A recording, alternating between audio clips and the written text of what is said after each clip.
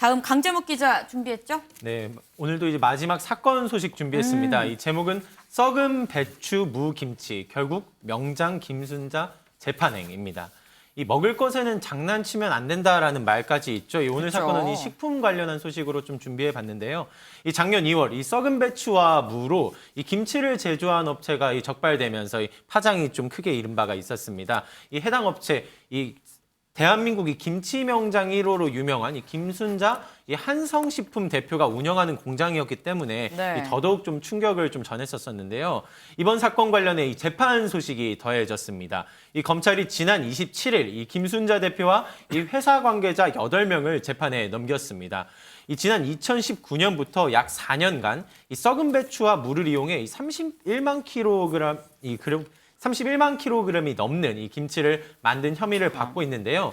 이 당시에도 이 식약처가 직접 수사를 진행하고 이 상황을 좀 공유했었는데 결국 재판장까지 가게 됐습니다.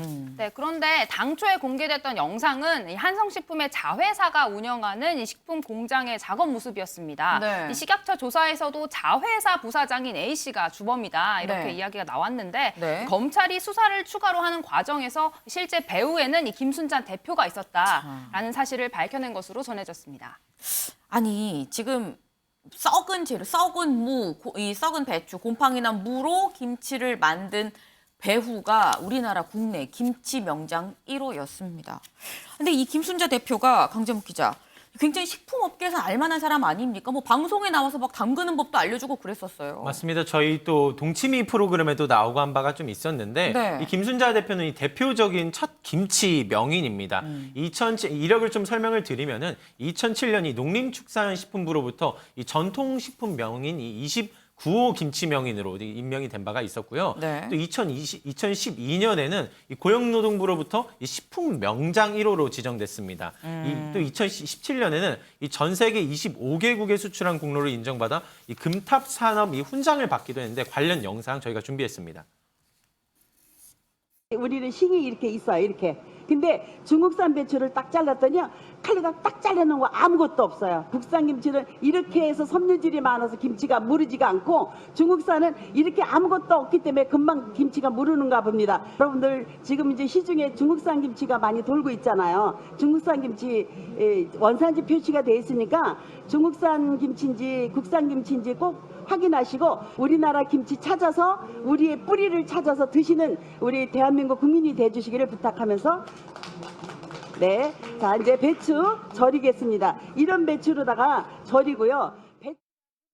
네, 우리의 뿌리를 찾아서 이 우리 김치를 찾아서 드셔라 라고까지 얘기를 한 저 명장, 명인인데 뒤에서는 썩은 배추로 지금 김치를 수십만 이 킬로그램을 만들었다고 합니다. 굉장히 좀 충격적인 내용입니다, 민지숙 기자. 근데 네. 이게 처음 보도가 나오고 처음에는 또 부인을 했어요. 맞습니다.